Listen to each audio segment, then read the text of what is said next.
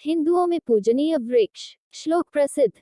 मूलम ब्रह्मा त्वचा विष्णु शाखा शाखा महेश्वर पात्राणि देवता सवे वृक्षराज नमोस्तुते। अर्थात इसकी जड़ों में ब्रह्मा जी का निवास है, त्वचा में भगवान विष्णु, शाखाओं में महेश्वर और पत्तों में देवता वास करते हैं। ऐसे वृक्षों के राजा के लिए नमस्कार है।